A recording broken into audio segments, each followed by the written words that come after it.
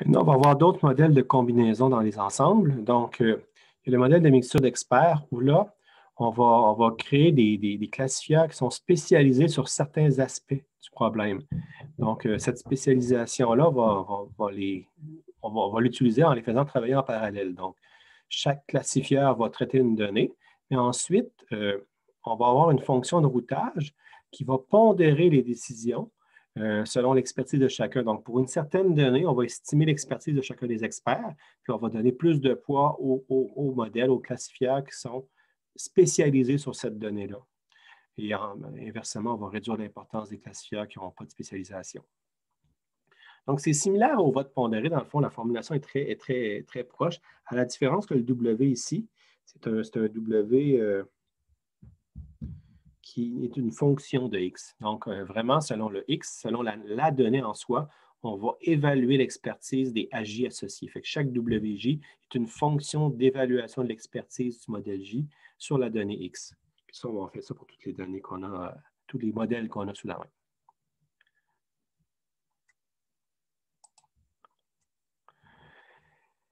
Et donc, l'idée, c'est qu'on va spécialiser dans l'espace. On peut imaginer que finalement, que l'espace d'entrée représenté, l'espace des X va être organisé en régions, puis chaque région est associée à une expertise.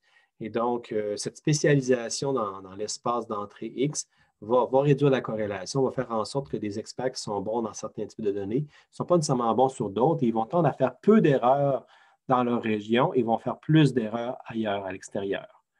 Et chaque expert va avoir une région de spécialisation qui va être différente. Donc, les experts risquent d'être biaisés, les experts risquent d'être particulièrement bons dans certains cas et pas très bons dans d'autres cas, mais ils vont être négativement corrélés. Il va y avoir un certain biais, mais qui va être compensé par une corrélation négative. On vise à avoir des ensembles qui, dans ce contexte-là, vont être quand même performants. Donc, on peut s'attendre à ce que la variance soit globalement réduite. Et la fonction de routage peut être non linéaire, dans le sens qu'on pourrait utiliser quelque chose, souvent, on prend un perceptron multicouche avec quelques couches qui permet de recevoir le X et déterminer l'expertise, la valeur de W pour chacun des modèles qu'on a traités. Donc, c'est sûr qu'avec une fonction de routage assez évoluée, on peut avoir vraiment un modèle que là, le biais va être faible et on va tendance à avoir des bons résultats, à retirer le biais par une fonction de routage qui est quand même assez sophistiquée.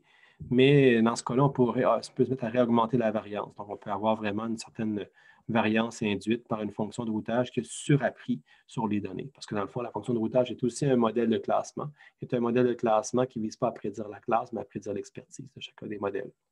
Donc, si ce modèle-là est surspécialisé, bien, on peut avoir d'autres problèmes. Donc, la représentation de la mixture d'experts ressemble à ça. Donc, on a notre donnée X ici, on a nos L experts classifieurs. Et donc, là, dans la fonction ici, H-bar, on a vraiment du routage qui se fait en prenant le X. La donnée X rentre ici dans la fonction de routage. Puis, on a les poids ici, W1, W2, WL, qui correspondent au poids calculé sur le X par la fonction de routage, qui pondère finalement l'importance de la décision de chacun des classifieurs avant la décision finale en sortie. Un autre exemple, c'est ce qu'on appelle stack generalization. Je n'ai pas trouvé de traduction française qui me satisfaisait. Donc, c'est un système à 2 étages. Donc, là, l'idée, c'est d'avoir, dans un premier étage, plusieurs classifieurs de base qui fonctionnent en parallèle, qui ont une certaine diversité. Donc, chacun de nos classifieurs de base sont entraînés de façon assez indépendante, peut-être d'une certaine façon qui génère la diversité. Mais on a un deuxième étage qui, là, va prendre en entrée la sortie des classifieurs qui précèdent. C'est comme si on empilait un deuxième classifieur dont les entrées sont les sorties des classifieurs précédents. Là, il va recevoir les sorties des classifieurs de base avec les étiquettes désirées, puis possiblement qu'on va donner plus que l'étiquette, on va donner carrément la valeur numérique si c'est des SVM, par exemple, ou des perceptrons. On ne va pas prendre la valeur binarisée ou associée aux classes, on va prendre la valeur réelle avant d'assigner ça à des catégories, à des classes. Et donc, on a le modèle ici mathématique qui est quand même assez simple. Donc, on a chacun de nos modèles de base, H1, H2, HL, qui sont en fait les entrées de notre modèle de combinaison, qui, lui, correspond à la décision d'ensemble. Et le modèle de combinaison, système de combinaison, c'est un classifieur standard. C'est un autre classifieur qui prend en entrée chacun des classifieurs individuels. Et l'idée, c'est qu'on veut que ce classifieur-là puisse apprendre comment les classifieurs de base font des erreurs, puis peut-être qu'il peut voir des patrons.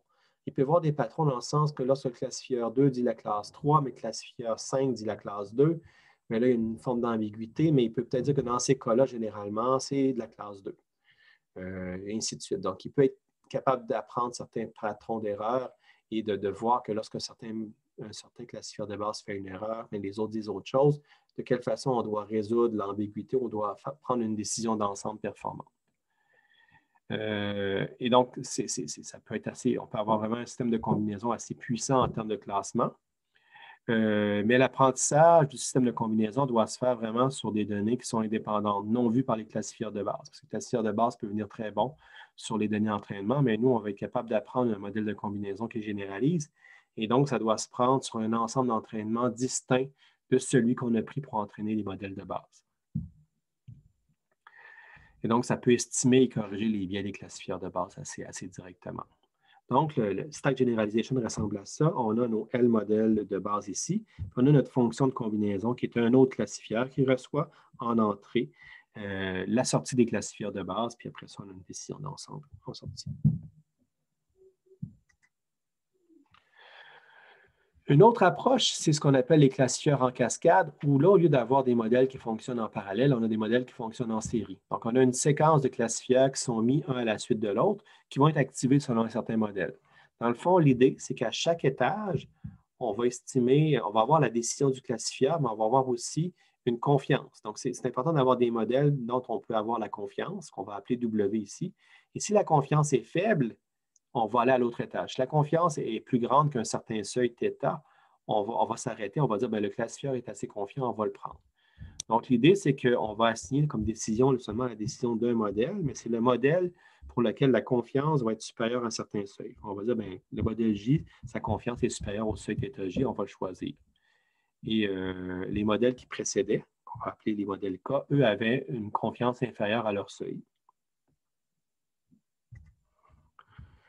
Donc, la confiance, si on a des modèles probabilistes, peut correspondre à la probabilité a posteriori, le P de CI sachant X. Fait que si on a une régression logistique, un réseau de neurones avec régression logistique, par exemple, on peut prendre la probabilité comme étant une mesure de confiance. Et là, le seuil de confiance, bien, généralement, pour les premiers étages, on s'attend d'avoir un seuil élevé. C'est-à-dire qu'on va prendre une décision en début seulement lorsqu'on a une confiance très bonne, lorsque c'est très élevé. On va rejeter beaucoup de cas où il y a un peu d'ambiguïté. Généralement, on va avoir des modèles quand même assez simples en début, en entrée de jeu. Ces modèles-là vont prendre une décision assez rapide pour les cas faciles, puis les cas plus difficiles vont être envoyés aux étages subséquents. Donc, l'entraînement d'une cascade, c'est de dire qu'on a un certain classifieur entraîné sur notre jeu complet. Donc, on va appeler ça le jeu d'entraînement X, qu'on va appeler X1. Puis là, le jeu suivant, le jeu XJ plus 1, est formé des rejets de l'étage qui précède. Donc, à chaque étage, on travaille avec les rejets de l'étage précédent. Donc, on s'attend qu'au fur et à mesure qu'on va dans l'entraînement, dans le traitement des données, on a de moins en moins de données. Donc, dans les étages avancés, on devrait avoir quand même assez peu de données qui vont être traitées. Ça va être les cas difficiles. Et souvent, bien, on va viser donc des classifieurs simples en entrée et des classifieurs de plus grande complexité vers la fin pour gérer les cas difficiles. Et donc, ça ressemble à ça. Donc, c'est de dire qu'on a notre X ici. On le donne à chacun des étages, mais dans le fond, ce qui nous intéresse, c'est de prendre la décision ici. Ça, c'est vraiment une décision oui ou non, yes or no, de dire est-ce que la confiance excède le seuil? Si oui, on arrête là. Sinon, on va à l'étage qui suit, qui est vraiment le classifieur et une décision basée sur la confiance, et ainsi de suite. Puis je vous dirais que les classifieurs en cascade, ce n'est pas ce qui performe le mieux, ce n'est pas ce qui est le plus intéressant en termes de performance, mais c'est un modèle qui peut être intéressant pour faire du temps réel. Dans le sens que là, si on a des données qui reviennent à un flot continu quand même assez constant, on ne peut pas avoir des modèles de traitement qui sont très, très coûteux en temps, très, très sophistiqués. Il faut être capable de prendre des décisions rapidement parce qu'on a quand même un flot de données qui va arriver. Et donc, dans ce contexte-là, on peut avoir vraiment des modèles en entrée de jeu qui sont très simples, très, très rapides à s'exécuter sur un système embarqué, par exemple. Mais au fur et à mesure si la donnée est vraiment difficile et qu'il y a toujours des rejets, on peut aller vers des modèles plus compliqués puis avoir un modèle assez complexe, mais qui va être appelé assez rarement. Donc, c'est un bon moyen d'équilibrer les ressources en calcul nécessaires versus le traitement qu'on va en faire.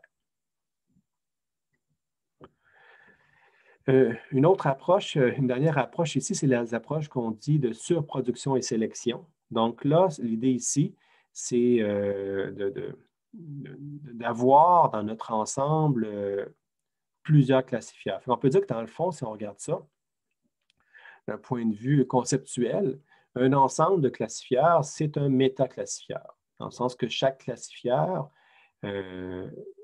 peut être vu comme étant une variable d'entrée d'un modèle de combinaison qui fait soit un vote, soit une mixture d'experts, etc. Donc, on a vraiment une fonction de routage, une fonction de combinaison qui intègre les résultats de plusieurs modèles de base. Donc, on peut voir ça comme étant donc une caractéristique, une variable. Puis, il y a des approches qui peuvent être appliquées, par exemple, en disant, bien là, ce qu'on peut faire, c'est qu'on va générer une grande variété de classifieurs candidats. Par exemple, avec la méthode des random subspaces, c'est qu'on peut générer vraiment un très grand nombre de sous-ensembles de variables. Puis si on a moindrement beaucoup de variables, bien, les combinaisons possibles sont très grandes. Fait qu'on peut vraiment avoir beaucoup, beaucoup de classifieurs générés avec différents sous-ensembles de variables.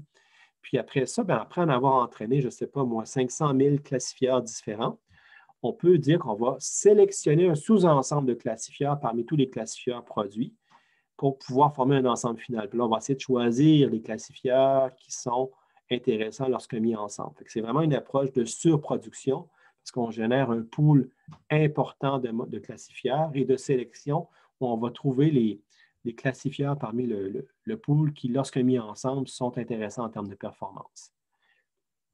Donc là, la sélection peut se faire par des méthodes de sélection de caractéristiques qu'on va voir la semaine prochaine. Ou la suivante. Là. Donc, c'est vraiment l'idée, c'est comme si on sélectionnait des variables pour notre modèle. Et donc, les méthodes de sélection séquentielle, vorace avant, séquentielle, vorace arrière, multi-objectif. Donc, c'est des méthodes de sélection de variables courantes pour sélectionner les variables d'un modèle, mais qu'on peut appliquer aussi pour sélectionner des membres de notre ensemble.